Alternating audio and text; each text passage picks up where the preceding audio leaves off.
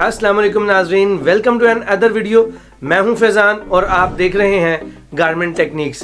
दोस्तों, आज का मौजू इंतहाई अहम उन सब लोगों के लिए, ख़ास तौर पर जूनियर्स के लिए जो कि JIDs को नहीं समझते हैं, यानी कि जॉब इंस्ट्रक्शन और जॉब डिस्क्रिप्शन, इन चीज़ों को बआसानी नहीं समझ पाते। वो उन तमाम लोगों के लिए इस वीडियो में मैं डिस्कस करूँगा ताकि आप सबके पास एक बेसिक नॉलेज जो है वो पहुंच सके और आपकी परेशानी जो है उसमें कमी आए।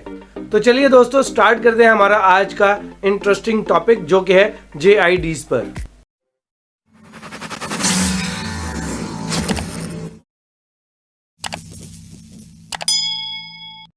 देखिए दोस्तों, सबसे पहले आपको ये समझना होगा कि JIDs होते क्या हैं। यानी JIDs भी अक्सर लोग कहते हैं, JI भी कहते हैं, कई लोग JIDs भी कहते हैं। तो ये JI, JD या JID क्या है?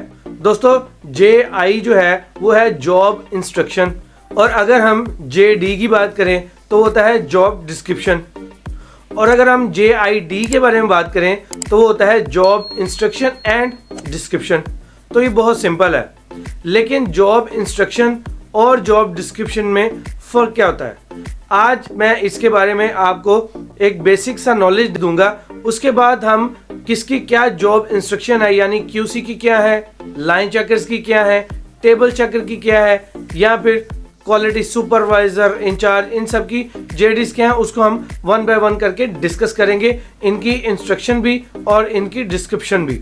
लेकिन सबसे पहले आज हम इस वीडियो में इसको बआसानी समझ लेते हैं। दोस्तों, JID में जो सबसे पहले लफ्ज़ आता है JI, तो ये होता है जॉब इंस्ट्रक्शन। जॉब इंस्ट्रक्शन जो है वो होती है हदायत। तो हदायत देना और एक चीज़ के बारे में आगाह करना कि आपने जो काम करना है उसका रूट कास्ट ये होगा, आपका ये तरीकाकार होगा, ये आपका रिपोर्टिंग सिस्टम होगा। तो टेबल चेकर, लाइन चेकर या सुपरवाइजर्स क्वालिटी या और भी प्रोडक्शन में भी अगर हम बात करें तो उनके लिए भी मेन चीज़ें बता दी जाती हैं कि उस लाइन नंबर में आपने 1 में, 2 में या 3 में आपने खड़े होकर काम करना है और आपकी ये जिम्मेदारियाँ हैं। तो ये तो होगी दोस्तों एक मेन डिस्कशन। इसके बाद अगर हम टेबल चेकर की बात करें तो टेबल चेकर को आप क्या बताते हैं कि आपने 100% पीस चेक करना है, रिपोर्ट बनानी है। उसके बाद आपने हॉर्ली रिपोर्ट बनानी है, जिसको हम घंटे की रिपोर्ट कहते हैं, या बाय 2 आवरली भी कहते हैं, बाय आवरली भी कहते हैं। तो वही रिपोर्ट्स बनानी है।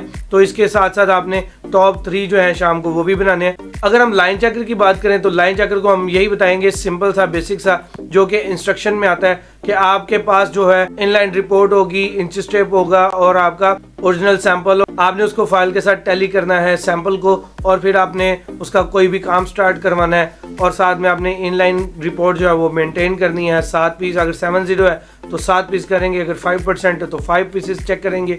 तो उसके अंदर से जो फॉल्ट आएगा वो आप लिखेंगे। तो ये एक मेन डिस्कशन आ जाती है। सुपरवाइजर को कहेंगे तो सुपरवाइजर को भी यही बताना पड़ेगा कि आपके अंडर में कौन सी लाइन है और उस लाइन में कितने लड़के हैं, वो आपके अंडर काम करेंगे, तो आपने उनसे काम लेना है सेक्शन वाइज।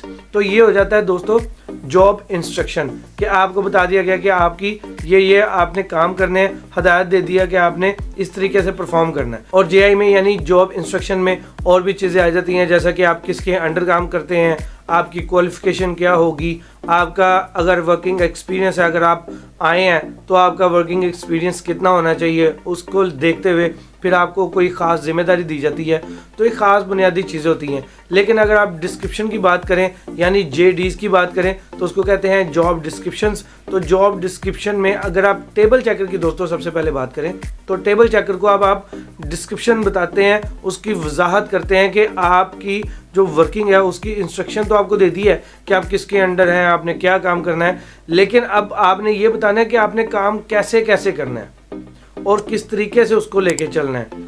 तो आप उसकी वजाहत करने जाते हैं। तो वो वजाहत कैसे करेंगे, मैं आपको इसकी एग्जांपल दे देता हूँ। देखिए, एक टेबल चेकर टेबल पे खड़ा हुआ है। अब आप टेबल पे उसको बताते हैं कि आपके पास जो भी आर्टिकल नया आएगा तो आपने उसको खुद से फाइल और सैंपल के मुताबिक स्टडी करना है, और जब आपके मुताबिक वो पीस ओके हो जाता है जिसको आपने चेक करना है, जिस बल्क को चेक करना है, तो आपने फिर वही गारमेंट यानी फ्रंट सेक्शन या बैक सेक्शन अगर आप चेक करने वाले हैं तो आपको अपने सीनियर यानी सुपरवाइजर जिसके आप अंडर हैं उसको वो पीस दिखाएंगे और वो भी फाइनल उसको क्रॉस चेक करके उस पर सिग्नेचर करेंगे और सिग्नेचर करके उसको हैंग कर दिया जाएगा आपकी टेबल के बिल्कुल करीब। तो जब एक टेबल चेकर उसको स्टार्ट करेगा वर्किंग को तो उसको क्या करना पड़ेगा, उसको ये करना पड़ेगा कि उसकी जो टेबल रिपोर्ट है यानी ऑर्डर रिपोर्ट है, उसको वर्क ऑर्डर रिपोर्ट भी कहते हैं, ओसी रिपोर्ट भी कहते हैं। तो वो जो रिपोर्ट है उसको कट वाइज, बंडल वाइज और क्वांटिटी वाइज उसको मेक करेगा।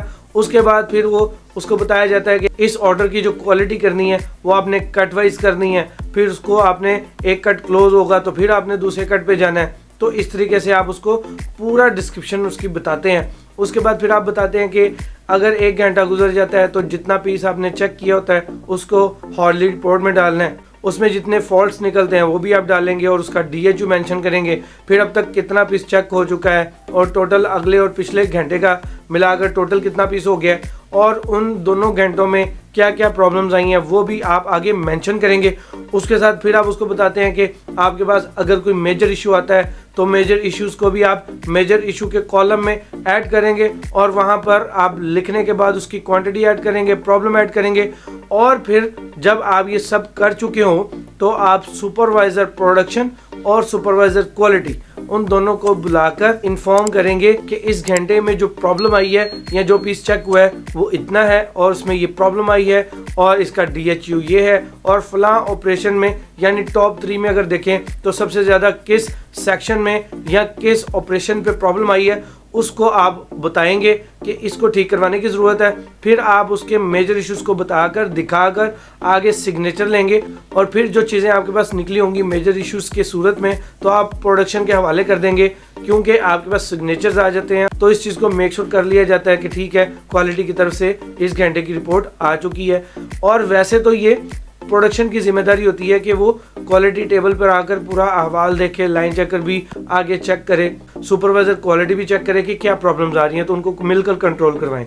लेकिन इस वक्त बात हो रही है जॉब डिस्क्रिप्शन की टेबल चेकर के बारे में।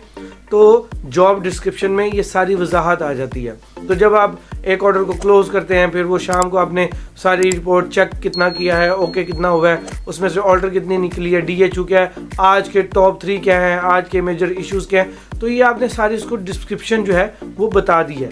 तो दोस्तों ये था जॉब इंस्ट्रक्शन और जॉब डिस्क्रिप्शन में फ़र्क और मैंने आपको यही इस वीडियो में बताना था कि जो लोग जॉब इंस्ट्रक्शन और डिस्क्रिप्शन को ठीक तरीके से नहीं समझते हैं तो उनको मैं इस वीडियो के ज़रिए बता दूं कि JIDs जो हैं वो बहुत बड़ी साइंस नहीं है, सिर्फ सोचने का और समझने का फ़र्क है।